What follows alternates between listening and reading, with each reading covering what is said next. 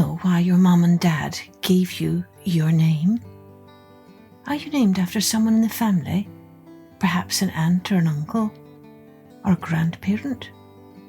Do you know if your name has a special meaning or if it comes from a particular country? Hello everyone, I'm Kathleen Pelly. Welcome to Journey with Story. Well, I'm sure most of you know at least a little bit about your name and why you were called that by your parents. It is said that the first act of loving someone or something is to name it. And today's episode is an Encore episode that originally aired last March.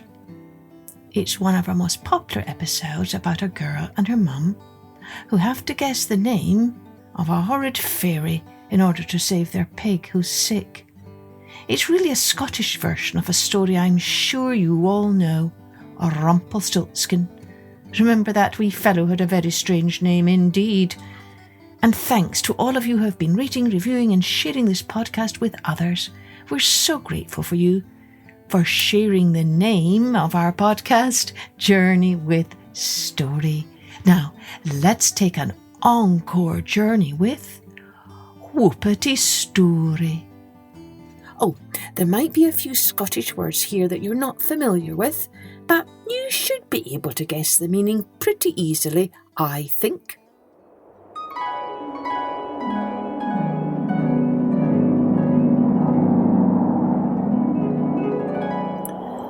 Long, long ago, in a cottage high on a hill, lived a poor widow who was called the old wife of Kittle Rumpet and her daughter, Kirsty. They lived a simple life with just enough wood to put fire on the hearth and just enough milk and bread to have a meagre supper of an evening. But they did own a handsome pig by the name of Truffles, who was ready to have piglets any day now. But one morning, when Kirsty went out to fill Truffles' trough, she found the poor beast on its back, groaning and moaning with its trotters up in the air. "Mum, Mum!"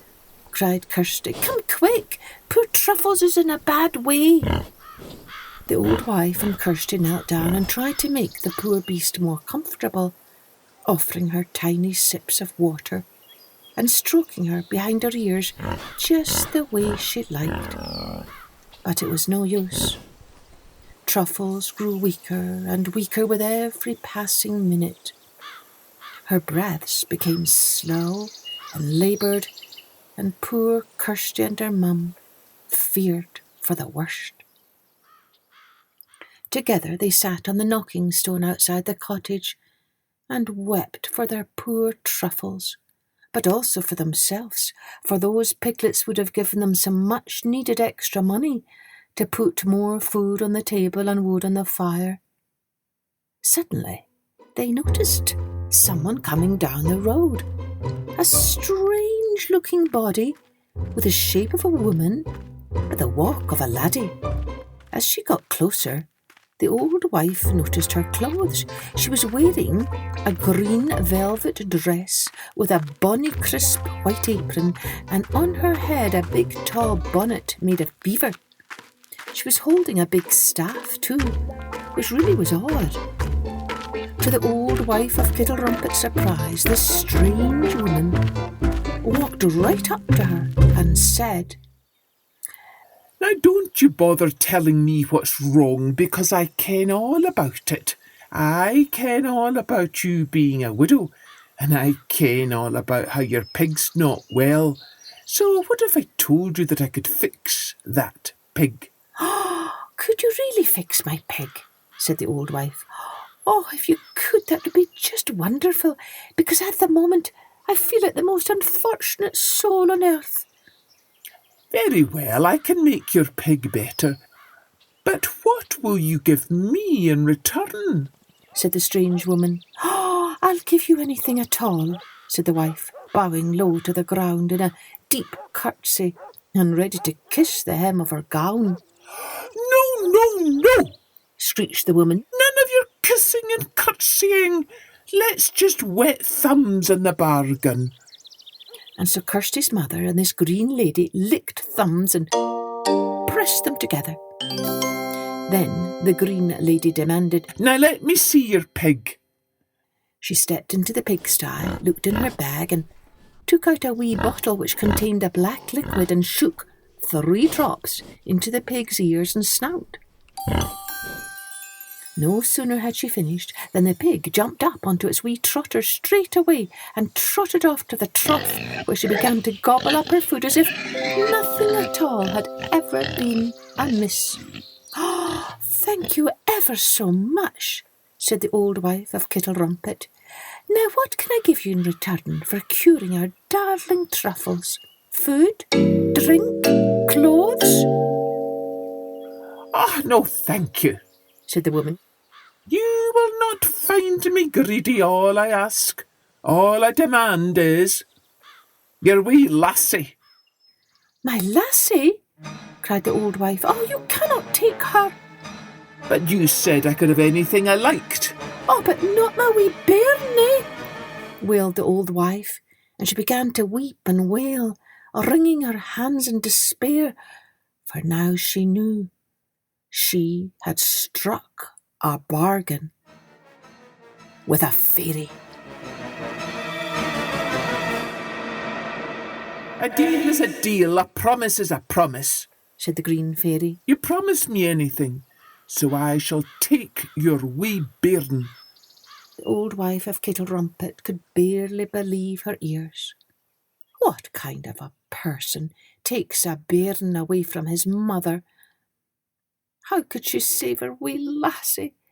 And she started to wail and weep and howl with grief and sorrow. "Your wailing won't help you," said the green fairy.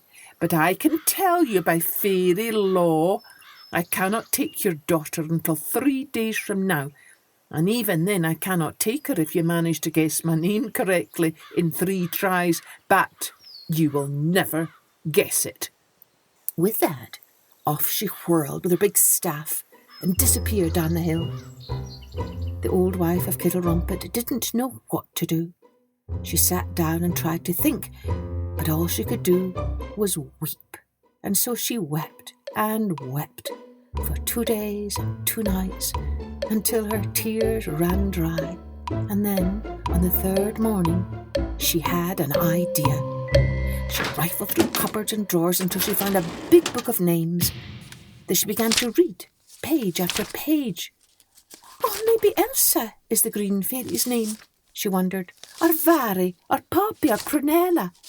She kept turning page after page, and so absorbed was she in her task that she never noticed Truffles stealing out of her sty and running down the hill. But Kirsty did. "Truffles!" she cried. "Come back! Come back!" But Truffles paid no heed. Through the forest she ran, across a stream she swam, and finally into an old quarry hole she clambered, with Kirsty close on her trail. Then Kirsty heard the whirring of a wheel, and there before her was a strange green woman with a staff. It was the cunning fairy who had visited them, for sure. She was sitting there, spinning on a huge spinning wheel, and as she spun, she chanted, "Little does our old wifey of Kittle Rumpet ken that Whoopitie Stoorie is my name. Little does our old wifey of Kittle Rumpet ken that Whoopitie Stoorie is my name." Kirsty pressed her finger to her lips as she stroked Truffles' snout, whispering, "Come on now, Truffles, let's go tell Mum the green fairy's name." Kirsty and Truffles carefully made their way out of the quarry, over the stream and into the forest, but suddenly a huge green dust cloud swirled by them. It was the green fairy who whirled by them all the way to the top of the hill, where the old wife was still sitting on the knocking stone, reading her book of names.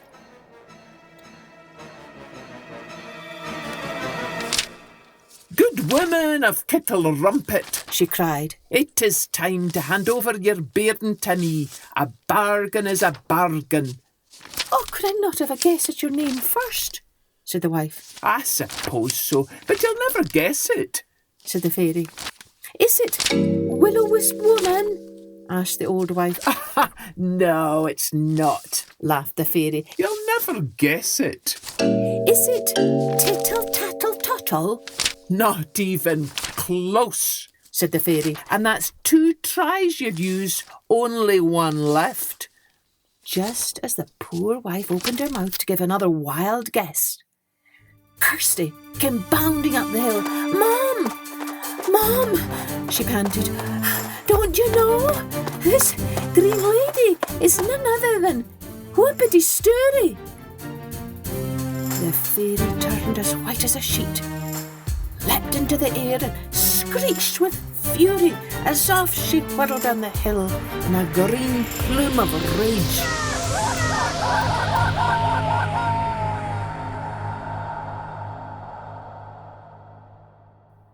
Kirsty and her mum did a jig of joy. "But where is Truffles?" asked the old wife, looking around. "She must still be trying to follow me home," said Kirsty, and off they went in search of her. They found her at the very bottom of the hill, but she was not alone. There were 3 baby pigs squealing at her side. Kirsty and her mum did another jig of joy, and then they sat down to decide what name to give Truffles' 3 wee babies. And when they decided on Snouter, Squealer and Stubble, off they went to tell their neighbours the story of Whoopitie Stoorie, just as I have told you here.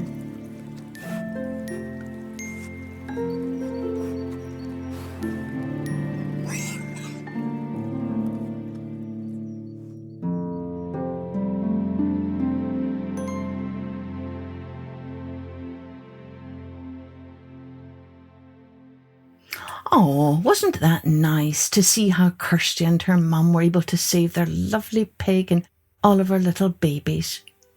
If this episode painted any pictures in your mind, do send us your drawings to www.journeywithstory.com, and don't forget to include your name on it so we can share it with others. I wonder, if you had to name some baby piglets, what names would you choose? That might be fun to discuss with your friends or your family now after listening to this story. Cheerio then. Join me next time for Journey with Story.